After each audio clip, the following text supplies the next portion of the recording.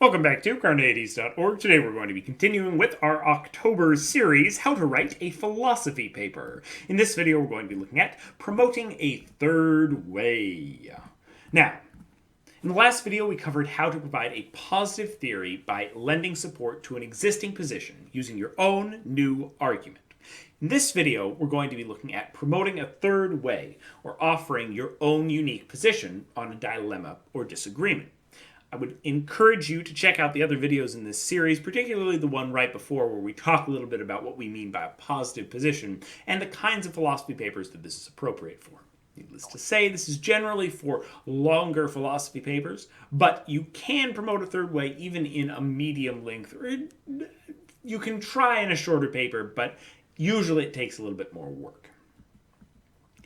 Now, what I mean by promoting a third way is advocating for a new method or solution to a problem. Different philosophical positions often arise as different solutions to a problem. Determinism, compatibilism, and libertarianism arose out of the trilemma of three intuitive but inconsistent propositions. By advocating a third way in your paper, you're saying that the reason that the problem has not been solved is none of the existing positions are correct. But there is another way. And it's important to note that when we say third way, I'm not necessarily saying that you have to only have two ways and be proposing a third. You're proposing a new way. You're proposing something else. You're proposing something that doesn't already exist in the logical space. Often this is in a disagreement between two people saying that, you know what, there's a third way that solves both these problems better than either of these people have done before. One thing that philosophers love to do is, quote-unquote, fill the logical space of possible positions. This means that when there are, say, three inconsistent but intuitive propositions, philosophers will assign a name to each position which denies one of them, even if no one is actually advocating for one of those particular positions. This means that on broad, well-researched topics, there is usually little room left for innovation, because we've already defined and parsed out exactly what we mean by all these positions. But on topics that are kind of at the edge of philosophy or at the edge of philosophical research, which don't have much of a literature on them yet, this is a great option. So there's a lot of things in the field of ethics that end up on that fringe of philosophy, but also in things as simple and basic, or not simple, but low to the ground as logic and as objective as logic around things like non-classical logic and different types of logics, which can arise and can definitely have a lot of third way options that you can propose in existing disagreements between the best way to do modal logic or the best way to do deontic logic. Now, note, we said this already, but note that third way should not be taken literally. You might be proposing a fourth or fifth way to solve a problem, or even a second way if all the research has made the same assumption previously.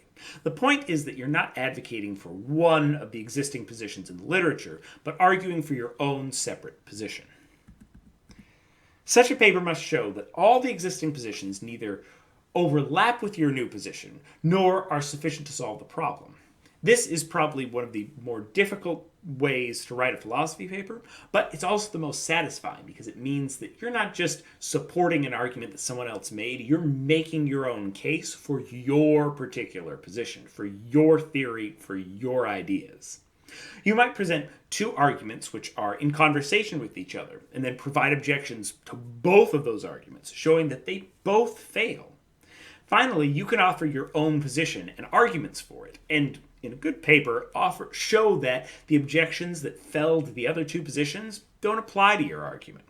And it's good to offer more than one argument for your own position, especially if you're crafting a new position out of nowhere, showing how it resolves the problems of the other arguments without falling into the traps of the other positions. Papers like this are sometimes built on the idea that the existing literature subscribes to a false dichotomy, that you must either hold A or B, and there's no middle ground.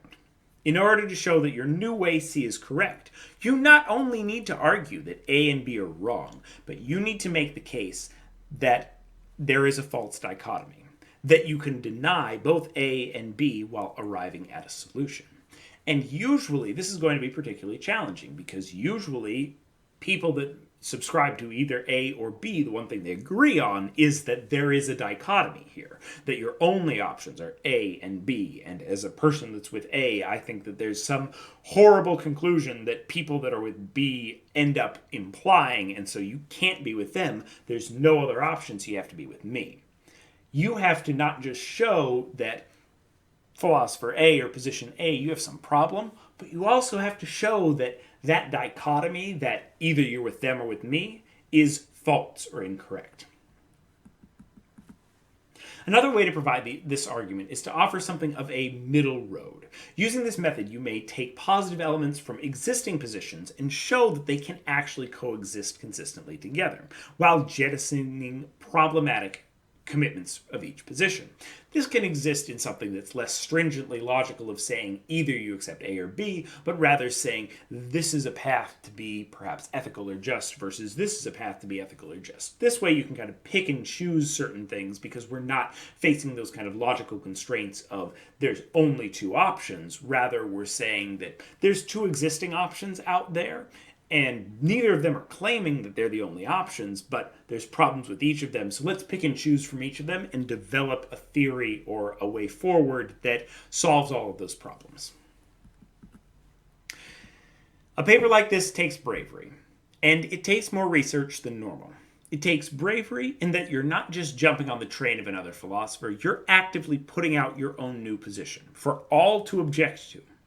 Additionally, it takes a lot more research, as you need to make sure that there is no one that's taken this position before.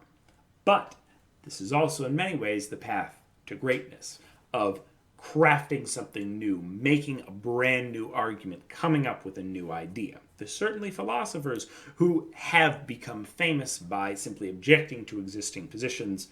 You take Gettier as the famous example of someone writing a 3-page paper and becoming very well known in philosophy for just objecting to one simple concept that everyone else took for granted.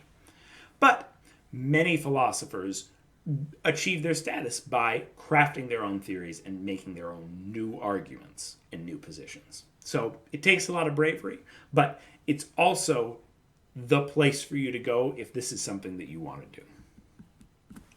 However, this type of paper also gives you the most creative license to create a completely new position on a subject and defend it as best you can. If successful, arguments like this can make a substantial change to the philosophical landscape. Next up, we're going to do something which is central to any philosophy paper, but particularly to one where you're offering a positive position, objecting to yourself. Watch this video and more here at Carneades.org, and stay skeptical, everybody.